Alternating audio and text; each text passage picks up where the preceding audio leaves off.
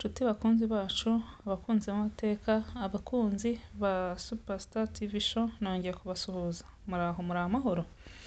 Nanone nk'uko bisanzwe, uyu munsi nifuje kubagezaho amateka y'ahitwa mu mariba y'abakunzi. Wowe dutaramanye iyi saha n'uyu munsi, menya amateka y'ahitwa mu mariba ya Bukunzi. Umuntu wese wumvise mu mariba ya Bukunzi ahita yumva ikinamico yakinwe n'indamutsa itambuka kuri radiyo Rwanda izwi nka Uwera, kuko Bukunzi ivugwa muri iyo kinamico. Niyo mpamvu uyu munsi Superstar TV Show yakusanyije amakuru n'amateka yo mu mariba ya Bukunzi, aho abami bo mu Bukunzi bakoreraga imihango yo kuvuba imvura. Mu kiganiro yagiranye n'inteko y'umuco, yibwira byinshi ku makuru yakusanyijwe ku mateka yo mu mariba ya Bukunzi. Ahitwa mu mariba ya Bukunzi niho hari ivubiro rya Ndagano wategekaga Ubukunzi ku mwaduko w'abazungu. Bukunzi yari iherereye mu majyepfo y'uburengerazuba bw'u Rwanda, ihana imbibi n'uturere tw'Ubusozo, Ikesha, Impara n'Abiru ndetse n'igihugu cy'u Burundi. U Rwanda rwigarurira ikinyaga mu kinyejana cya 18. Ubukunzi bwari mu gice cyafashwe n'umutwe w'ingabo z'Impara, ari nacyo cyatumye aho hantu hose hitwa Impara. Mu mpera z'icyo kinyejana, umwami Kigeli wa gatatu Ndabarasa yategetse umutware w'Impara Rwankeri kugabira Ubukunzi umuvubyi witwaga Kija. Kuva ubwo Ubukunzi bwabaye impugu yigenga itegekwa n'abami b'abavubyi bakomoka kuri Kija, bagatura ikoro ubwami bw'u Rwanda ndetse n'umutware w'Impara. Abanditsi b'amateka bavuga ko Kija yageze mu Bukunzi akomotse i Rwingi hakurya ya Rusizi. Kubera ubuhanga yari afite bwo kuvuba imvura, uwo muvubyi ntiyatinze kumenyekana no kuba ikirangirire mu Rwanda. Umwami amumenye amugabira Ubukunzi kugira ngo ajye avubira imvura igihe yabuze. Uko imigenderanire hagati y'abami b'u Rwanda n'ab'Ubukunzi yarushagaho kuba myiza, abami b'u Rwanda babagabiraga indi misozi. Ubukunzi buraguka buba impugu nini igizwe n'imisozi ya Nyamubende, Mutare, Nkungu, Nyakabuye, Karambo, Mwezi, Karengera, Kanyinya, Gitambi, Kigwa, Rubona, Kaboza, Mahonga, Cyimpundu, Kigurwe, Myiyando, Mubori, Mwintare, Rurama wa Nyangura, Rwinkuba, Kibazi, Gaseke, Matyazo na Rwabidege. Abatware ndetse n'umwami w'u Rwanda baturaga abami bo mu Bukunzi kugira ngo babagushirize imvura mu gihugu. Buri gihe uko umwami asabye imvura ikagwa, yahaga umuvubyi inka nibura 5 ndetse n'imfizi zayo. Uretse kuvuba imvura, abami bo mu Bukunzi ngo bari bafite ububasha budasanzwe bwo kwirukana inzige n'utundi dukoko twangizaga imyaka, bakarumbura imirima, bakavura inka ndetse bagatuma zigira imitavu myiza. Kuva mu Bukunzi bubaye impugu yigenga kugeza igihe yavaniweho n'abakoloni b'Ababiligi mu 1925, yategetswe n'abami 7 kandi bose bari abavubyi. Abo ni Kija, Igisuma, Ngoga, Kabeja, Ruzigamanzi, Kija wa kabiri, Ndagano, Ruhagati na Ngoga Bihigimondo. Buri gihe uko umwami w'u Rwanda yatangaga hakima undi, impugu y'Ubukunzi yatangaga abantu 2 bagapfa, bakaba imisego y'umwami. Hatangwaga umuhungu n'umukobwa. Umuhungu akajugunywa mu gishanga cya Nyagafunzo kiri hafi yo ku Karambo, naho umurambo w'umukobwa bakawohereza i Bumbogo. Umwami Ruganzu wa kabiri Ndoli ngo niwe wategetse abanyabukunzi kujya batanga imisego y'umwami. Umunsi umwe Ruganzu arambagira igihugu, yageze mu Bugarama, imwe mu mfizi ze iva mu zindi irarorongotana igera ku mugezi w'amashyuza. Abacukuru ni ukuvuga abo mu muryango w'abacukuru bayibonye barayifata. Ruganzu yakurikiye ikirari cyayo ageze aho asanga barangije kuyibaga. Abasaba ku nyama zayo, izo bamuhaye azitunga ku icumu rye. Azamuka iyo Bukunzi ageze i Nyamubende ahura n'umugabo wo mu bwoko bw'Abayombo aramuhagarika amwaka za nyama. Ruganzu abonye ibimubayeho ariyamira ati mwa Banyabukunzi mwe mugize kumbagira imfizi none munyatse n'inyama zayo. Ruganzu arumirwa ngo niko kuvuga ati uko umwami yimye i Rwanda mujye mutanga igitambo cy'umukobwa w'umucukuru n'umuhungu w'umuyombo. Ngiyo inkomoko y'imisego y'umwami yaturukaga mu Bukunzi. Mu myaka ya nyuma y'ingoma y'Ubukunzi wamenyekanye cyane ni Umugabekazi Nyirandakunze. Uyu Mugabekazi yari umugore wa Ndagano akaba nyina wa Ngoga. Bihigimondo umwami wa nyuma wa Bukunzi.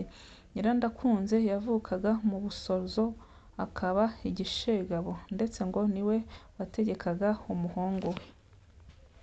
Nk'uko bivugwa n'abatuye ahahoze ari mu Bukunzi ndetse barimo n'umushambo witwa Bazakururu Innocent ukomoka kuri Ndagano, ngo Ndagano yubatse inzu nziza cyane y'umuratwa ifite igisenge kiboshye nk'ikiboho ashaka kuyirongoreramo undi mugore kuko yabonaga Nyirandakunze ari igishegabo gikabije. Umwamikazi agira ishyari aritewe nuko agiye guharikwa ndetse ababazwa n'iyo nzu atazaturwamo. Ikindi kandi nawe yashakaga ko umuhungu we ari we uzasimbura se ku ngoma y'Ubukunzi. Ibyo byose ngo byatumye acisha amarozi yica Ndagano akiri muto. Bavuga ko yamutunze inkaka y'ingona ikamukenya. Nyuma y'urupfu rwa Ndagano rwabaye kuwa 30 Werurwe 1923, Nyirandakunze yimukiye muri ya nzu y'umuratwa yimana ingoma n'umuhungu we Ngoga Bihigimondo. Kuko Ngoga yari akiri muto yategekerwaga na nyina hamwe na se wabo witwaga Bigirumwera. Ubutegetsi bw'abakoloni b'Ababiligi bwafataga ubwami bwa Bukunzi nk'ubwigometse kuko bwanze kuyoboka ngo butange imisoro n'abantu bo gukora imirimo ya teritwari. Ibyo byatumye adiminisitateri wa teritwari ya Cyangugu yitwaga Bwana Keisa ategura igitero guhirika ingoma y'Ubukunzi. Bigirumwera amenye ko Ubukunzi bugiye guterwa yasabye Padiri mukuru wa Mibirizi witwaga Pinor kumuhuza n'Ababiligi arabikorera ariko birangira bibaye iby'ubusa.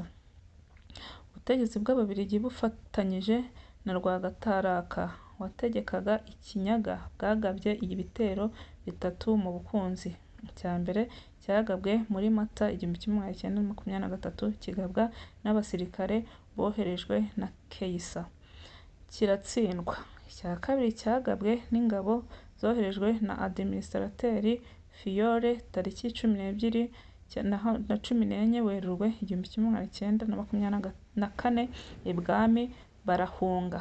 Icyo gihe ngo Nyirandakunze yahungiye mu ishyamba rya kimeza rya Cyamudongo aribamo umwaka wose. Iryo shyamba Nyirandakunze yahungiyemo ubu ni igice cya pariki y'igihugu ya Nyungwe, ariko abaturage barituye baryita ishyamba rya Nyirandakunze cyangwa mu rya Nyirandakunze. Igitero cya nyuma ari nacyo cyatsinze Ubukunzi cyagabwe tariki 9 Werurwe 1925. Aho umwami n'umugabekazi bihishe hari hamenyekanye haterwa mu ijoro ryo kuri iyo tariki. Nyirandakunze baramurasa kuko yarwanyije abaje kumufata. Ngoga arakomereka, arafatwa, ajyanwa gufungwa i Kigali, ari nayo yaguye mu Ukwakira 1925. Naho Bigirumwera aracika ahungira muri Repubulika Iharanira Demokarasi ya Kongo. Ingoma y'ubukunzi ihera ityo. Aho amavubiro ya Ndagano yahoze hitwa Bwiza bwa Bweramvura by'Amataba. Ubu ni ku nkengero z'ishyamba rya Cyamudongo mu mudugudu wa Rwamaraba, akagari ka Mataba, n'umurenge wa Nkungu, akarere ka Rusizi, ku muhanda uva i Nkungu ujya mu Mataba. Ni agashanga gato karimo amazi menshi, gafite ubuso nk'ubwa metero kare 150. Harimo ibyatsi by'imigugu baboheshaga ibirago, igiti cy'umugano, igihondohondo n'imizibira. Ako gashanga gakikijwe n'imirima bahingamo ibigori, ibisheke n'ibindi. Muri ako gashanga ngo kera harimo amahembe Ndagano yavubishaga. Abahatuye bavuga ko yari amahembe abiri y'inzovu, iry'ingore n'iry'ingabo. Ku ngoma ya Kayibanda umutwe witwaga Rwibasira, ariko bakiyita Rwibasira gusiga umwami wo mu Mutaba, ngo yakuyemo ihembe rimwe arishyira bene Ndagano aho bari barahungiye i Murenge. Irindi hembe ngo riracyarimo kugeza magingo aya.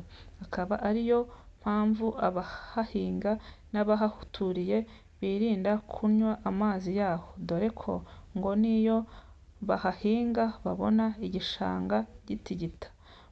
Mu bwiza bwa Bweramvura ya Mataba hahanamiwe n'agasozi ka Rwamaraba, ngo akaba ariko Ndagano yicaragaho avuye kuvuba, ariko kumwe n'umutware